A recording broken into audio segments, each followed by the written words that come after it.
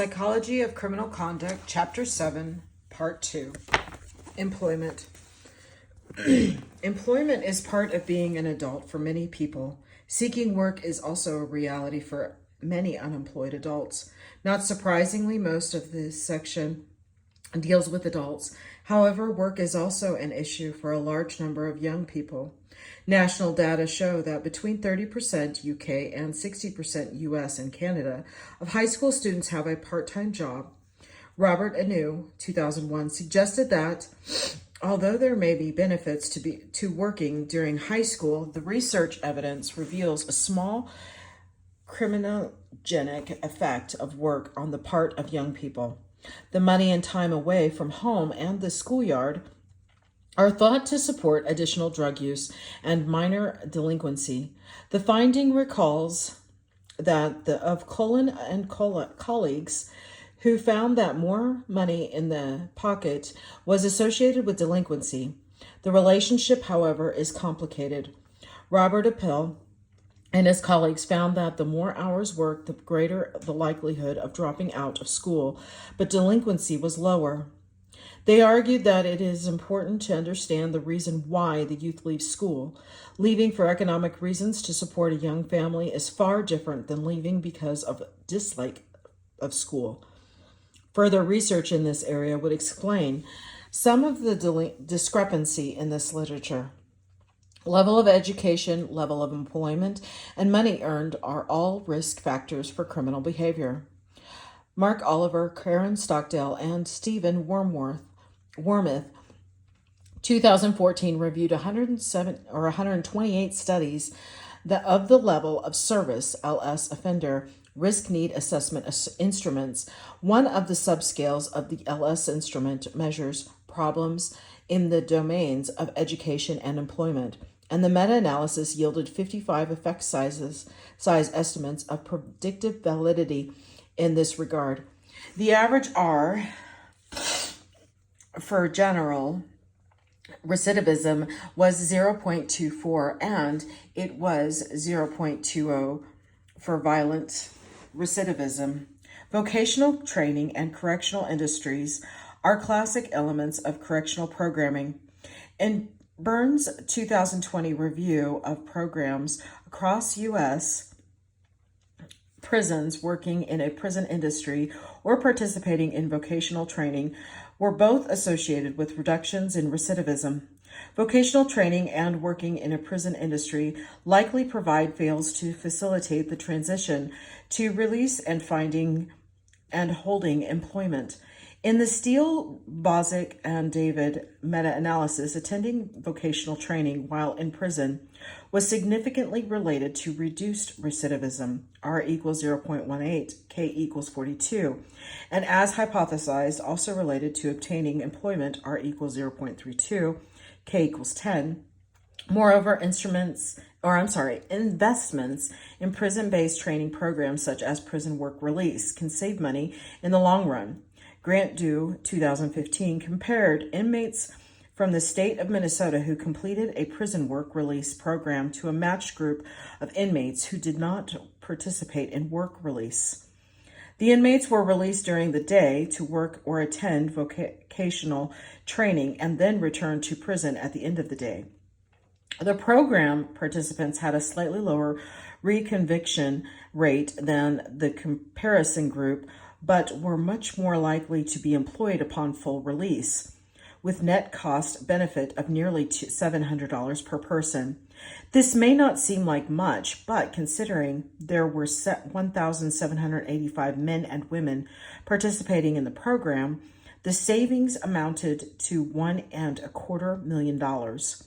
A discussion of employment cannot end without reference to the influential work of Robert Sampson and John Laub, 1993, following upon the youth in the classic Gluck and Gluck 1950 study.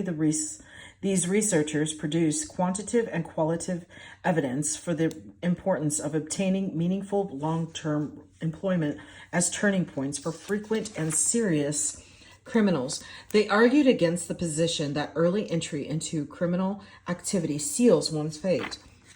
They suggested that as unusual and unlikely it is that high-risk criminals would achieve a good job, it does happen sometimes in such unlikely events. As a result of chance or deliberate action can result in cessation of criminal activity.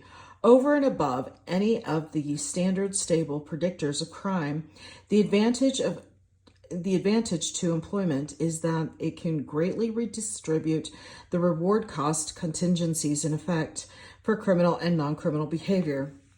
The redistribution of rewards and costs associated with stable employment is illustrated in John Wright and Francis Cullen's 2004 analysis of the longitudinal National Youth Survey, NYS. The NYS study began in 1976 with interviews of a nationally represented sample of youths between the ages of 11 and 17. These youth, have been re-interviewed at set time periods since 1976, analyzing data from waves 5 and 6, when the youths were between the ages of 15 and 24.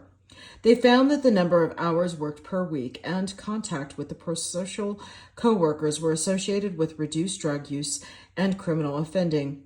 Additional analysis showed that contact with prosocial co-workers decreased associations with delinquents.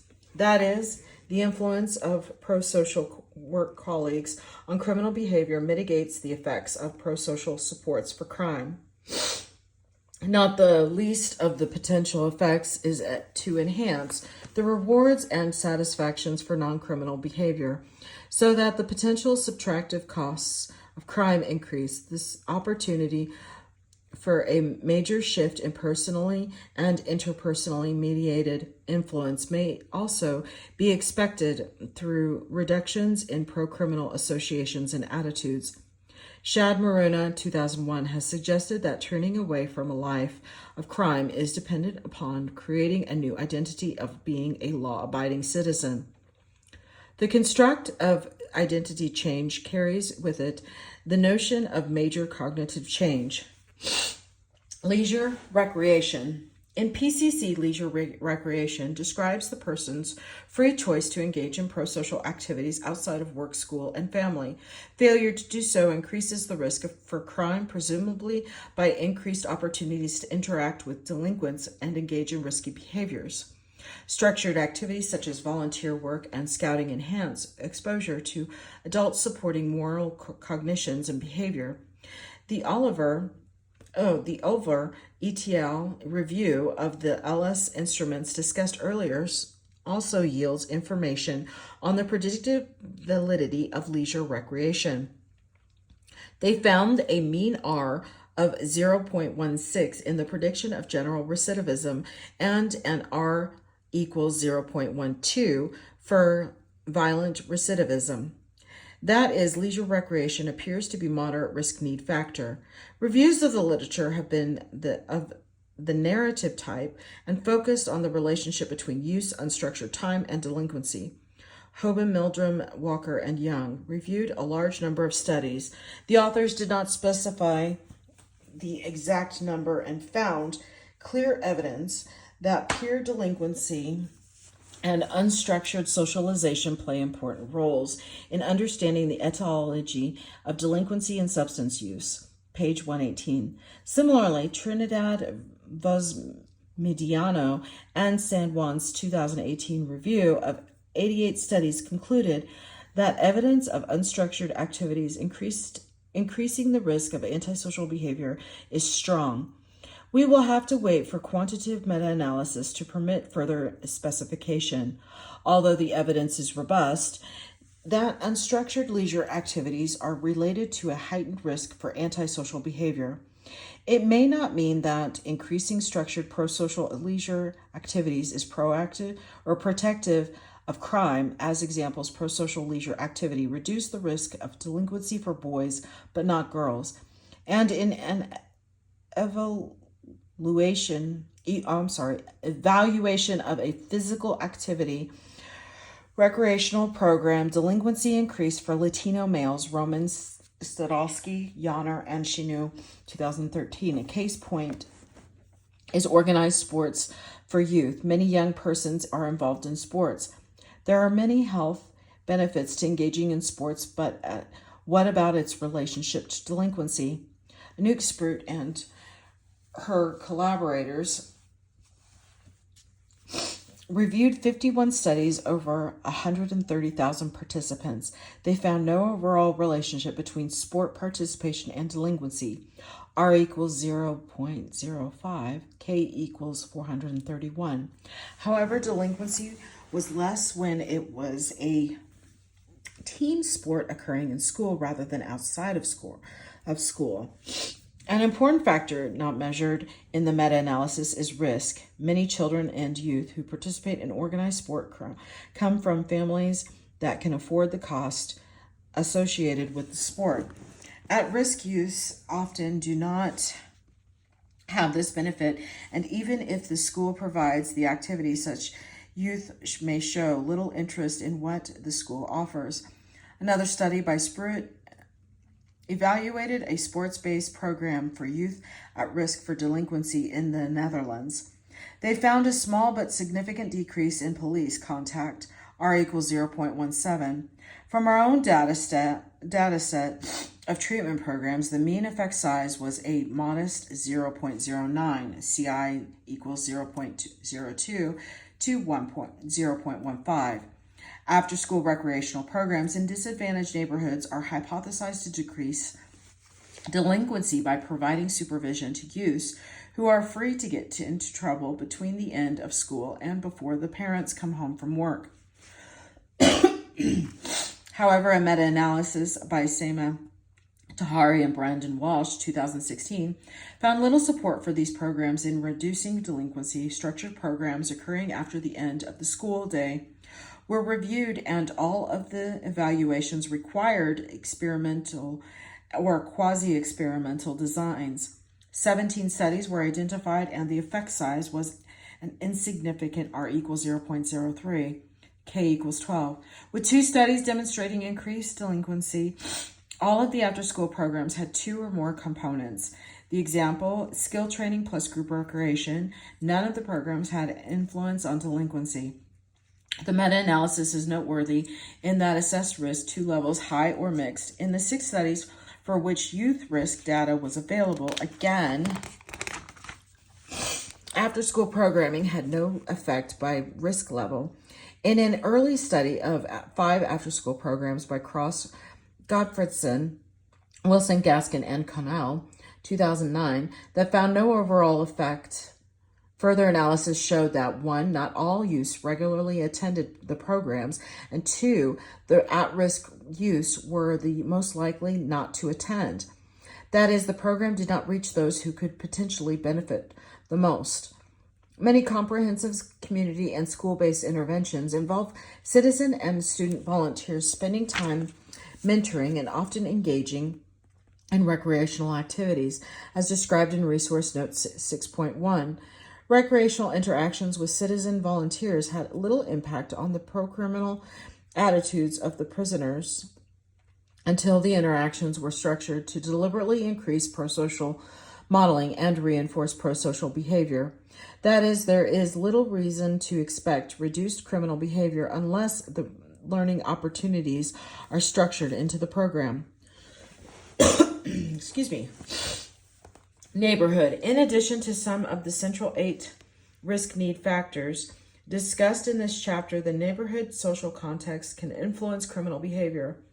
Neighborhoods where families live can affect the behavior of parents and children. High crime disadvantaged neighborhoods can impact a variety of outcomes ranging from mental health.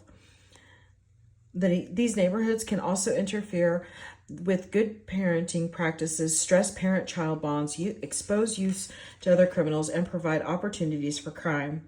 This appears to be especially true for boys.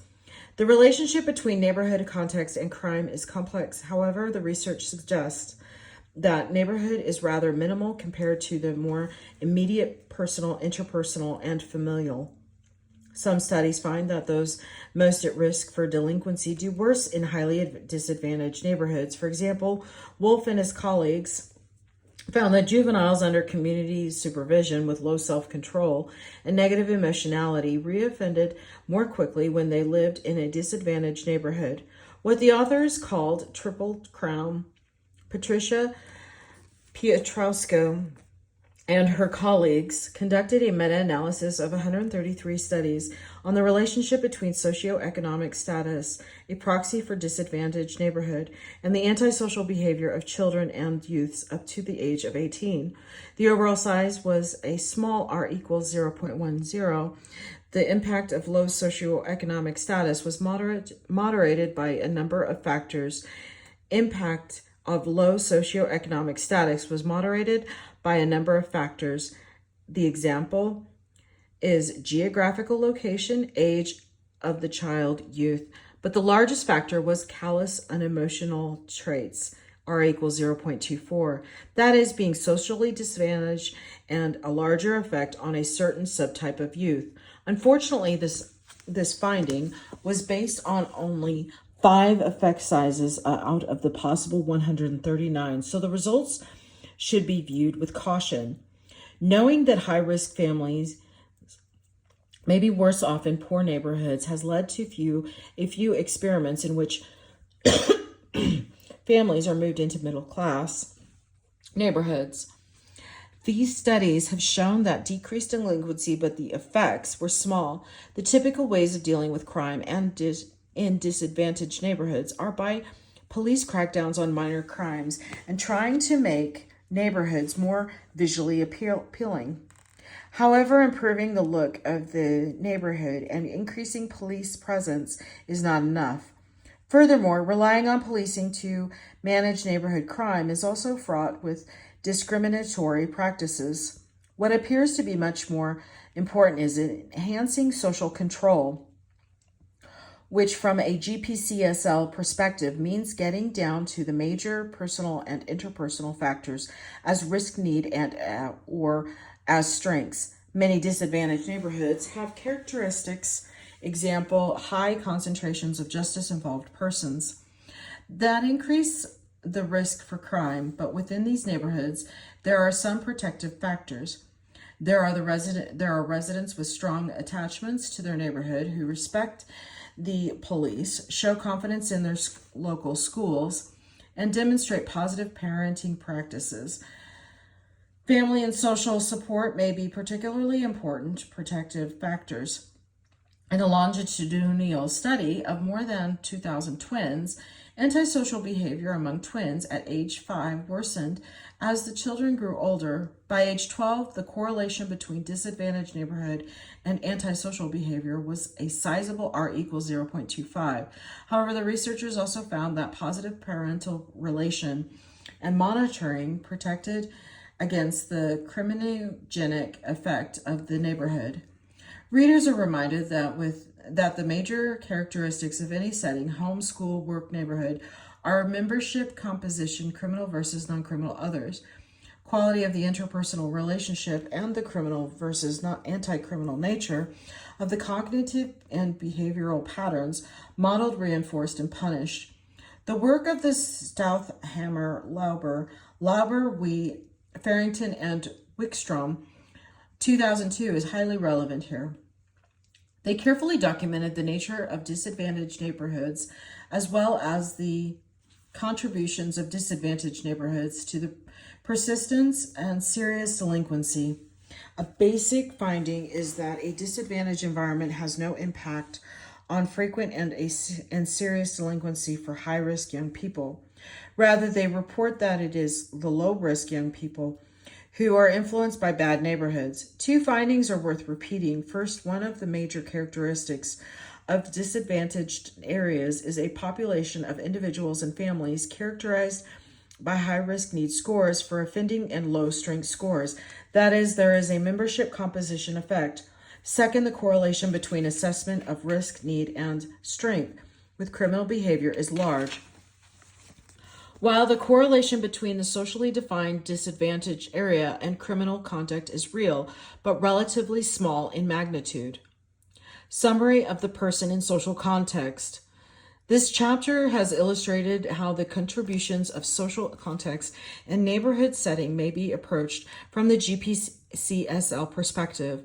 From a membership composition perspective on social structure, we want a handle on the proportion of criminals found in the settings of home, school, work, and leisure.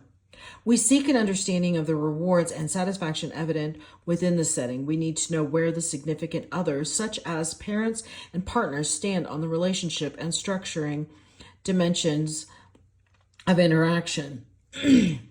There are certainly differences in the state of knowledge in the domain of family of origin. The ability to predict and influence youthful offending is truly impressive. It is approaching causal significance. Dramatic gains in the achievement of reduced reoffending are seen when elements of parent-child relations and supervision are targeted. The level of knowledge in the domains of marital attachments and leisure recreation is weaker when it comes to controlled efforts at influencing criminal activity. The studies of school and work are at the intermediate level of knowledge development. The predictive validity of relevant assessments is reasonably well established in both domains. To date, however, the value of academic and vocational programming awaits further research before coming to firm conclusions. Worth remembering. 1. Forming social attachments is the basis to healthy relationships that could protect a child from a criminal trajectory.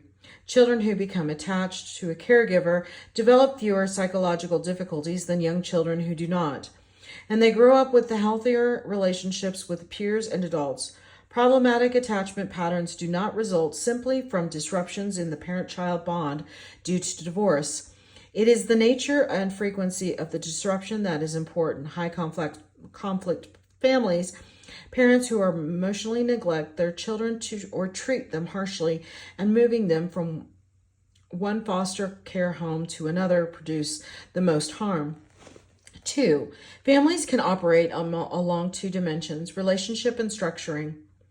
Children who are raised in families in which there are poor relationships and the parents exercise poor parenting techniques are most at risk for delinquency. Furthermore, children in such families are more likely to associate with pro-criminal peers. 3. At the extremes of the relationship and structuring dimensions, children may be exposed to adverse childhood experiences, ACEs. ACEs predict future criminal conduct, and multiple traumatic experiences place youth on a life course persistent trajectory. 4. Family interventions can reduce delinquency. Treatment programs that can address the relationship and normative dimensions of family functioning have demonstrated less delinquency in the problem child and even among siblings of the child.